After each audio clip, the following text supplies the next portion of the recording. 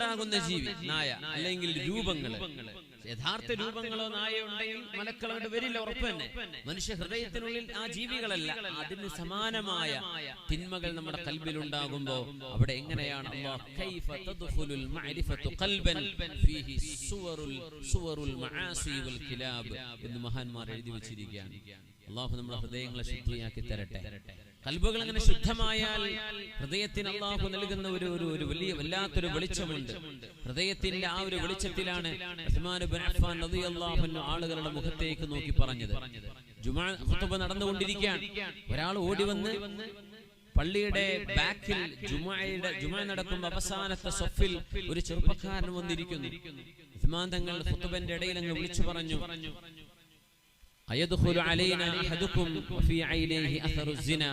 വ്യഭിചാരത്തിന്റെ അടയാളവുമായി ചില ആളുകൾ റസൂലുള്ളാഹിന്റെ പള്ളിയിലേക്ക് കയറിയിരിക്കുകയാണോ?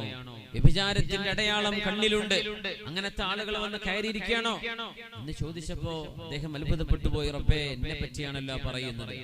മദീനയിലൂടെ വരുമ്പോ, അങ്ങാടിയിലൂടെ വരുമ്പോഴേ മുമ്പിൽ നടന്നുപോയ ഒരു പെണ്ണിന്റെ കാലിലെ പാദസരം കാണെ ഒരു കാറ്റടിച്ചപ്പോ ആ പെണ്ണിന്റെ ശരീരം കണ്ടുപോയ, കാലിന്റെ ഭാഗം കണ്ടുപോയ ഒരു സ്വഹാബി.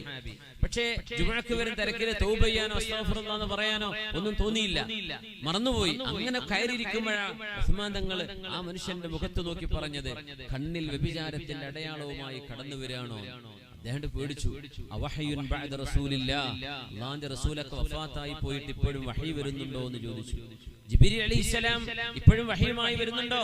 അല്ലാഹുവിന്റെ റസൂലിനെ അങ്ങനെയൊക്കെ അല്ലാഹ് അറിയിച്ചു കൊടുത്തിട്ടുണ്ടായിരുന്നു. ഞാൻ അങ്ങാടിയിൽ വെച്ച് നടന്ന എന്റെ അനുഭവം മിമ്പറിൽ കിടക്കുന്ന ഉസ്മാൻ എന്നവർ എങ്ങനെ അറിഞ്ഞു? ഇത് വഹിയാണോ എന്ന് ചോദിച്ചു. അതിന് മറുപടി കൊടുത്തു ഉസ്മാൻ എന്നവർ മിമ്പറിൽ നിന്നുകൊണ്ട് തന്നെ, ലാ, വഹിയല്ല, വലാകിന്നഹു ഫിറാസ, ഇത്തഖൂ ഫിറാസത്തൽ മുഅ്മിൻ ഫഇന്നഹു യൻദുറു ബിനൂരില്ലാഹ്. ഇത് മുഅ്മിനായ മനുഷ്യന്റെ മുഖലക്ഷണം പറയലാണ്. മുഅ്മിനീങ്ങളായ ആളുകൾ മുഖത്തേക്ക് നോക്കിയാൽ മനുഷ്യന്റെ പാപങ്ങൾ അവരുടെ മുഖങ്ങളിൽ കാണാൻ കഴിയും. അല്ലാഹു ഹൃദയ വെളിച്ചം കൊടുക്കുന്ന ആളുകൾ ഫഇന്നഹു യൻദുറു ബിനൂരില്ലാഹ്. ഒരു സത്യവിശ്വാസി നോക്കുന്നത് അല്ലാഹു നൽകുന്ന ഹൃദയ വെളിച്ചത്തിലാണ്. അല്ലാഹു തആല നമ്മുടെ ഹൃദയങ്ങളെ ശുദ്ധിയാക്കി തരട്ടെ. അങ്ങനെ ഒരു കാണാൻ കഴിവിലേക്ക് മുഅ്മിനീങ്ങളുടെ ഹൃദയങ്ങളെ അല്ലാഹു മാറ്റി തരുന്ന, അവർക്ക് കാര്യങ്ങളെ നോക്കിക്കാണാൻ കഴിയും. ഹൃദയത്തിൽ എന്തെന്നില്ലാത്ത സന്തോഷം വരും. അല്ലാഹുവിന്റെ ഇബാദത്തിന് ഒരു ഉത്സാഹം വരും. നമുക്കൊക്കെ അതാണ് വേണ്ടത്. പള്ളിയായി കഴിഞ്ഞു, മസ്ജിദ് തോ ബനാദി ശബ്ബർ മേ ഈമാൻ കി ഹറാരത്ത് വാലോനെ മൻ അപ്നാ പുരാന പാപി ഹേ ബർസോ മേ നമാസി ബന്ന സക. പള്ളിയായി കഴിഞ്ഞു, പക്ഷേ അല്ലാഹുവേ, ആ പള്ളിയിൽ നിരന്തരം ജമാഅത്തിന് വന്ന് നിസ്കരിക്കുന്ന ഒരു നിസ്കാരക്കാരനായി മാറാൻ എന്നെ കൊണ്ട് കഴിഞ്ഞില്ലല്ലോ എന്നൊരു പരിതാപം നമുക്ക് വേണമെന്ന്. പള്ളിയിലേക്ക് വരുമ്പോ നബി ഞങ്ങൾ ദുആ ചെയ്തിരുന്ന ദുആയുണ്ട്. അല്ലാഹുമ്മ ജഅൽ ലീ നൂറ, اللهم اجعل في بصري نورا، اللهم اجعل في أذني نورا، وفي مخي نورا، وفي عظمي نورا، وفي لحمي نورا، ومن بين يدي نورا، ومن خلفي نورا، وعن يميني نورا، وعن شمالي نورا، ومن تحتي نورا، ومن فوقي نورا، اللهم أعظم لي نورا. നബി തങ്ങൾ ദുആയിരക്കുമായിരുന്നു സ്വല്ലല്ലാഹു. അല്ലാഹുവേ, എനിക്ക് പ്രകാശം നൽകണേ. അല്ലാഹു എന്റെ വലതും എന്റെ ഇടതും പ്രകാശം നൽകണേ. എന്റെ മുമ്പിലും എന്റെ ബാക്കിലും പ്രകാശം നൽകണേ. എന്റെ മീതയും എന്റെ താഴെയും പ്രകാശം നൽകണേ. എന്റെ കണ്ണുകളിലും കാതുകളിലും മനസ്സിലും ചിന്തയിലും എന്റെ മാംസത്തിലും മജ്ജയിലും അല്ലാഹു ഫീ അസ്ബി, എന്റെ ഞരമ്പുകളിലും നീ പ്രകാശം നൽകണേ എന്ന് തങ്ങൾ ദുആയിരക്കുമായിരുന്നു സ്വല്ലല്ലാഹു അലൈഹി വസല്ലം. ആ ഒരു പ്രകാശമാണ് മുഅ്മിനീങ്ങൾക്ക് കിട്ടേണ്ടത്. അത് കിട്ടുന്നത് നിത്യമായി നമ്മൾ കൊണ്ടു നടക്കുന്ന ഇബാദത്തിലൂടെയാണ്. ഓരോ മുഅ്മിനായ മനുഷ്യനും ഒരു വിർദ് വേണമെന്ന് പറയും ആലിമീൻ. ജീവിതത്തിൽ പതിവാക്കുന്ന എല്ലാ രാത്രിയിലും ഒരു ആയത്തിൽ കുറിച്ച് ഓതുന്നു. അതൊരു വിർദ, ഒരു പതിവാക്കല. ഒരു കാര്യം ചെറുതെങ്കിലും ഖൈറുൽ ഉമൂരി അദ്വമുഹാ ഇൻ ഖല്ല. നമ്മൾ ചെയ്യുന്ന അമലുകൾ എത്ര ചെറുതാണെങ്കിലും നിരന്തരം ചെയ്യുന്നത് അല്ലാഹുവിന് ഇഷ്ടമാണ്. ഒന്നുകിൽ തബാറക സൂറത്ത് ഓതുന്നു എല്ലാ രാത്രിയിലും, അല്ലെങ്കിൽ തബാറകയും യാസീനും സൂറത്തു ദുഖാനും വാഖിഅയും സജദയും ഒക്കെ ഓതുന്നു. ഇതൊന്നും കഴിയാത്ത ഒരാളാണ് മിനിമം ഉറങ്ങുന്നതിന് മുമ്പ് ആയത്തുൽ കുർസി ഓതും. അത് മരണം വരെ കൊണ്ടുനടക്കാം. അത്രേ പറ്റുള്ളൂ, അത് മതി. കുറേ ചെയ്യാൻ പറ്റിയില്ല എന്ന് വരും. പറ്റുന്നത് എന്ത് ചെയ്യാ? നിരന്തരം അങ്ങനെ ഒരു വിർദ് നിരന്തരം നമ്മൾ കൊണ്ടു നടക്കുന്ന ഒരു കർമ്മമുണ്ടെങ്കിൽ ഇൻഷാ അല്ലാഹ് പിശാചിന്റെ ഉപദ്രവങ്ങൾ ഉണ്ടാവില്ലെന്ന് നമുക്കും പെണ്ണും കുട്ടിയൊക്കൊന്നും അല്ലാഹു തആല കാത്തുരക്ഷിക്കട്ടെ. പിശാചുക്കൾ മനുഷ്യനെ കടന്നു പിടിക്കാൻ നമ്മൾ ദിക്ർ ചൊല്ലാതിരിക്കുമ്പോഴാണ്, നമ്മുടെ നാവിൽ ദിക്ർ വരാതിരിക്കുമ്പോഴാണ്. നാവിലെപ്പോഴും വലാ യസാലു ലിസാനുക റത്ബൻ ബിദിക്രില്ലാ, അല്ലാഹുവിനെ ഓർത്തുകൊണ്ട് നാവ് നനയണം എന്ന് നബി ഞങ്ങൾ പറഞ്ഞു. ഒരു പ്രായമുള്ള മനുഷ്യൻ, വളരെ പ്രായമുള്ള മനുഷ്യൻ, അയാളുടെ കണ്ണിന്റെ ഹാജിബുകൾ, കണ്ണിന്റെ പുരികവും കൺപോളയും ഒക്കെ കണ്ണിലേക്ക് അങ്ങോട്ട് വീണിട്ട് കണ്ണ് തുറക്കാൻ പറ്റുന്നില്ല. അത്രക്ക് പ്രായമായ മനുഷ്യൻ, പ്രായമായിട്ട് കൺപോളകൾ പോലും ആ മനുഷ്യൻ വന്നു. അല്ലാഹുവിന്റെ റസൂലേ, ഞാൻ ചെയ്യാതെ പോയ ഒരു തെറ്റുമില്ല നബിയെ, എനിക്ക് നന്നാവണം തോന്നുന്നു, എനിക്ക് നന്നാവാൻ പറ്റുമോ? എപ്പോഴാ ചോദിക്കുന്ന അറിയോ? 95 കഴിഞ്ഞിട്ട്. എനിക്ക് നന്നാവാൻ തോന്നുന്നു നബിയെ, ഞാൻ ചെയ്യാത്ത തെറ്റൊന്നുമില്ല. മാമിൻ ദംബിൻ ഇല്ലാ അദ്നബ്തു, ഞാൻ ചെയ്യാത്ത ഒരു തെറ്റില്ല നബിയെ, ഞാനൊരു തെറ്റ് മാ തറക്തു, ഒരു തെറ്റും ഞാൻ ഒഴിവാക്കിയിട്ടില്ല, എല്ലാ കുറ്റങ്ങളും ചെയ്തിട്ടുണ്ട്. എനിക്കിപ്പോ നന്നാവാൻ തോന്നുന്നു.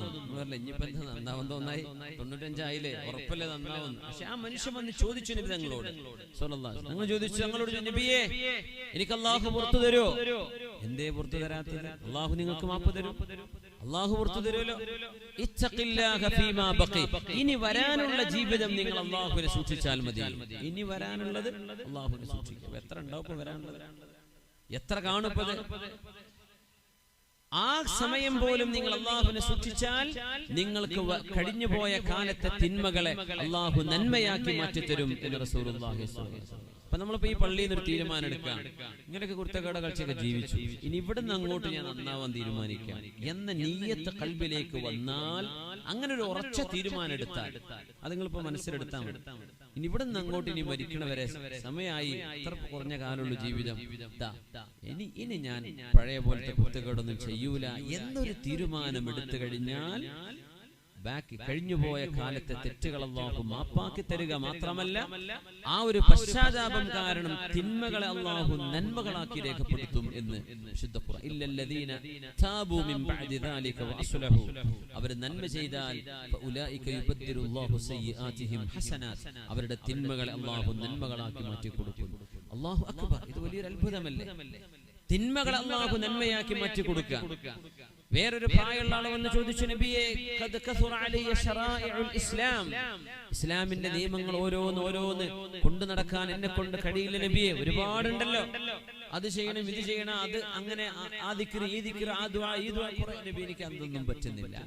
ഹജ്ജും ഉംറയും കാര്യങ്ങളും ഒക്കെ ഞാൻ നിർബന്ധമുള്ളതൊക്കെ ചെയ്തിട്ടുണ്ട്, സകാത്ത് ഞാൻ കൊടുക്കുന്നുണ്ട്, നോമ്പ് നിസ്കാരമൊക്കെ ഉണ്ട് നബിയെ, പിന്നെ സുന്നത്തായിട്ട് കുറെ കാര്യങ്ങൾ ചെയ്യാനുണ്ടല്ലോ, എന്നെ കൊണ്ട് അത്രയൊന്നും കഴിയില്ല. എന്നാ പിന്നെ എനിക്ക് ഏതെങ്കിലും ഒരു കാര്യം, ദുല്ലനി അലാ അമലിൻ അതസബ്ബതു ബിഹി, നബിയെ ഞാൻ ജീവിതത്തിൽ കൊണ്ടു നടക്കാൻ ഒരു കാര്യം പറഞ്ഞു. കുറെ വേണ്ട, പ്രായമുള്ള ഒരാളാണ്, ഒന്ന് മതി നബിയെ, ഒന്ന് മതി, അത് ഞാൻ കൊണ്ടു നടന്നോളാം, എനിക്ക് സ്വർഗ്ഗത്തിലെത്തണം. തങ്ങൾ പറഞ്ഞ മറുപടി, ലാ യസാലു ലിസാനുക റത്ബൻ ബിദിക്രില്ലാ, നിങ്ങൾ എന്ത് ചെയ്യുക? എപ്പോഴും നാവ് കൊണ്ട് ദിക്ർ ചൊല്ലിക്കൊണ്ടിരിക്കുക. നാവ് ദിക്ർ കൊണ്ട് നനയണം. നാവ് ദിക്ർ കൊണ്ട് നനയാന്ന് പറഞ്ഞപ്പോ എന്താ? എപ്പോഴും വെറുതെ വർത്തമാനം പറയാതിരിക്കുക, അത്യാവശ്യങ്ങളും കാര്യങ്ങളൊക്കെ പറയണം. പറയില്ല, സമയം കിട്ടുമ്പോഴൊക്കെ എന്ത് ചെയ്യുക? ലാ ഇലാഹ ഇല്ലല്ലാഹ്, അല്ലെങ്കിൽ സുബ്ഹാനല്ലാഹ്, അൽഹംദുലില്ലാഹ്, അല്ലെങ്കിൽ അല്ലാഹു അക്ബർ, അല്ലെങ്കിൽ ലാ ഹൗല വലാ ഖുവത ഇല്ലാ ബില്ലാഹ്, അല്ലെങ്കിൽ സുബ്ഹാനല്ലാഹി വൽഹംദുലില്ലാഹി വലാ ഇലാഹ ഇല്ലല്ലാഹ് അല്ലാഹു അക്ബർ, അല്ലെങ്കിൽ സുബ്ഹാനല്ലാഹി ബിഹംദിഹി സുബ്ഹാനല്ലാഹിൽ അദീം. എന്തൊക്കെ നമുക്ക് ദിക്റുണ്ടോ അല്ലേ, സ്വലാത്ത് ചൊല്ലിക്കൊണ്ടിരിക്കുക. നാവ് ദിക്ർ കൊണ്ട് നനയ, അത് മതി നിങ്ങൾക്ക്. ഒന്നല്ലേ വേണ്ടോ? ഈ ഒന്ന് പിടിച്ചോ, അത് മതി നിങ്ങൾക്ക് രക്ഷപ്പെടാൻ എന്ന് നബി ഞങ്ങൾ പറഞ്ഞു കൊടുത്തു സ്വല്ലല്ലാഹു അലൈഹി വസല്ലം. നമുക്കൊക്കെ ചെയ്യാൻ പറ്റുന്നതാണത്. അങ്ങനെ ആകുമ്പോഴേ ഈമാനെ പിടിച്ചു നിർത്താൻ പറ്റും. നാവ് കൊണ്ട് ദിക്ർ ഇല്ലെങ്കിൽ പിശാചുക്കളെ ദേഹത്ത് കയറിക്കും. പക്ഷെ ദിക്ർ ചൊല്ലുന്ന ഒരാൾ, അയാളുടെ അടുത്ത് പിശാച് വന്നാൽ ഈ മനുഷ്യൻ, ഇപ്പൊ നമ്മള് തിന്മ ചെയ്യുന്ന ആളുകളെ കുറിച്ച്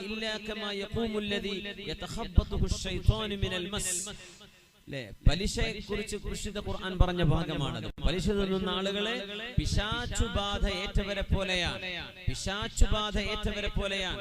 ലാ യഖൂമു ഇല്ലാ കല്ലദി യതഖബ്ബതുഹു ശൈത്വാനു മിനൽ മസ്, അതായത് പിശാചുബാധ ഏറ്റ ഒരു മനുഷ്യന്റെ അവസ്ഥ ഏതാ? അതുപോലെ നമ്മള് മനുഷ്യന്മാരുടെ പേര് ജിന്നുകൂടി എന്ന് പറയില്ലേ, എന്ന പോലെ ജിന്നുകളുടെ കൂടെ മനുഷ്യനും കൂടി എന്ന് ജിന്നുകളിൽ പറയപ്പെടുന്നുണ്ട്. മഹാന്മാരായ സ്വാലിഹീങ്ങൾ അവരുടെ കിതാബുകൾ എഴുതി വെച്ചിട്ടുണ്ട്. അവര് ദിക്ർ ചൊല്ലുന്ന ഒരാളെ പഴപ്പിക്കാൻ ഒരു ഇബ്ലീസ് വന്നാൽ ആ ഇബ്ലീസിന്റെ ദേഹത്തെ ദാക്കിറായ മനുഷ്യന്റെ റൂഹ് സന്നിവേശിക്കുകയും ആ പിശാച് കടന്നു പടക്കുകയും ചെയ്യും. പിശാച്ച് ദേഹത്തോട്ട് ജിന്ന് ഇങ്ങോട്ട് കയറിയാൽ ഒരു മനുഷ്യൻ താഴെ വീണ് പിടക്കണ പോലെ പിശാച്ച് പിടക്കുമ്പോ പിശാച്ചുങ്ങൾ ഒന്ന് ചോദിക്കുക, അല്ലടോ ഇവൻ എന്താ പറ്റിയത്? അപ്പൊ അവര് പറയും മസ്സഹുൽ ഇൻസ്, അവനെ ഒരു മനുഷ്യൻ കൂടിയിട്ടുണ്ടോലോ എന്ന് പറയും. മഹാനായ അല്ലാമ ഇബ്നുൽ ഖയ്യിം തങ്ങൾ സ്വൈദുൽ ഖാത്തിറിൽ ഈ വിഷയം പറയുന്നുണ്ട്. അതിന്റെ അർത്ഥം എന്താ വെച്ചാല് ദിക്ർ ചൊല്ലുന്ന ആളുകളെ പിശാച്ചിന് പിടിച്ചേക്കാൻ കഴിയില്ല. പിശാച്ച് ഓടിപ്പോകും അവരെ കൊണ്ട്. ആയത്തുൽ കുർസി ഓതുന്നവരെങ്ങനെയാണ്? ഉമർ ഇബ്നുൽ ഖത്താബ് റളിയല്ലാഹു അൻഹുവിന്റെ ഒരു അനുഭവം പറയുന്നുണ്ട്. അബ്ദുല്ലാഹി ഇബ്നു മസ്ഊദ് റളിയല്ലാഹു അൻഹുവിന്റെ സ്വഹാബിനെ പറഞ്ഞു, അല്ലാഹുവിന്റെ റസൂലിന്റെ സ്വഹാബികളിൽ ഒരു സ്വഹാബി ഒരു ജിന്നിനെ കണ്ടുമുട്ടി. ഒരു ഇഫ്രീത്ത്, ഒരു ഭീമാകാരനായ ശൈത്താനിനെ അയാളുടെ കൈയിന് പിടിച്ചു. കൈ പിടിച്ചു നോക്കുമ്പോൾ കൈ വളരെ ചെറുതാണ്, നായകളുടെ കൈ പോലെ ചെറുതാണ് എന്നാണ്. അപ്പൊ ആ സ്വഹാബി ചോദിച്ചത്രേ, നീ എന്താ ഇങ്ങനെ? ഞാൻ ഭയങ്കര ശക്തനായ ഒരു ജിന്നാണ്, പക്ഷെ നിങ്ങളുടെ മുമ്പിൽ വന്നപ്പോ ഞാൻ ആകെ ചെറുതായി പോയി. പക്ഷേ എന്നെ നിങ്ങൾക്കൊന്ന് മറിച്ചിടാൻ പറ്റുമോ? എന്നെ ഒന്ന് മൽപിടുത്തത്തിൽ തോൽപ്പിക്കാൻ പറ്റുമോ? എന്നാ ഞാൻ പറഞ്ഞുതരാം ചില കാര്യങ്ങൾ. അങ്ങനെ ആ സ്വഹാബി മൽപിടുത്തം നടത്തി ആ പിശാചിനെ താഴെ പറഞ്ഞു. ഇനി പറയുന്നു, നീ എന്താ ഇങ്ങനെ ദുർബലനാവാൻ കാരണം? പറഞ്ഞുതരാ, എന്നെ ഞാൻ ഒന്നുകൂടെ നോക്കട്ടെ എന്ന് പറഞ്ഞു. ഒന്നുകൂടെ മൽപിടുത്തം നടത്താം. അങ്ങനെ ഒരു സ്വഹാബി ഒരു പിശാചിനെ മൽപിടുത്തം നടത്തി താഴെയിട്ടു. മൂന്നാമത്തെ തവണ ആ സ്വഹാബി ചോദിച്ചു, ഇനി പറയ്, നീ എന്താ ഇങ്ങനെ ദുർബലനായി പോയത്? പറഞ്ഞു, ഫഇന്നക തുക്സിറു മിൻ ഖിറാഅത്തി ആയത്തിൽ കുർസി, നിങ്ങൾ ആയത്തുൽ കുർസി വല്ലാതെ ഓതുന്നൊരു മനുഷ്യനാണ്. അങ്ങനെ താങ്കളുടെ മുമ്പിൽ ഞങ്ങൾ ഭീമാകാരങ്ങളായ ജിന്നുകൾ വന്നാൽ, ശൈത്താന്മാര് വന്നാൽ, ഞങ്ങൾ പിന്നെ നായകളെ പോലെ, വളരെ ചെറിയ ജീവികളെ പോലെ ആയി പോവാണ്. അപ്പൊ സ്വഹാബികളൊക്കെ ചോദിച്ചു അബ്ദുല്ലാഹി ഇബ്നു മസ്ഊദ് എന്നവരോട്, ആരായിരുന്നു സ്വഹാബി? ആ ജിന്നിനെ തള്ളിയിട്ട സ്വഹാബി ആരായിരുന്നു? കുറേ ചോദിച്ചു പറഞ്ഞു കൊടുത്തു. അത് ഉമർ ഇബ്നുൽ ഖത്താബ് റളിയല്ലാഹു അൻഹു ആണ്. അത്രയും ശക്തനായ മഹാൻ, ദിക്ർ കൊണ്ട് കാവലുണ്ടായ മഹാൻ. അതുകൊണ്ട് നമ്മൾ ഈ കാലഘട്ടം അല്ലാഹു നശിച്ചു പോകുന്നവർ, നഷ്ടപ്പെട്ടവർ എന്ന് പറഞ്ഞവരിൽ പെട്ടുപോകാതെ ഈമാനിന്റെ വെളിച്ചമുണ്ടായി നാവിൽ ദിക്റും ജീവിതത്തിൽ വിശുദ്ധിയുമായി കടന്നു പോകാൻ അല്ലാഹു നമുക്ക് തൗഫീഖ് നൽകട്ടെ. അല്ലാഹു നമ്മളെയും നമ്മുടെ മക്കളെയും കുടുംബത്തെയും ഉമ്മത്തിനെയും നമ്മുടെ മഹല്ലുകാരെയും നാട്ടുകാരെയും മുസ്ലിം ഉമ്മത്തിനെ മൊത്തം അല്ലാഹു തആല സ്വാലിഹീങ്ങളും നല്ലവരാക്കി തരട്ടെ.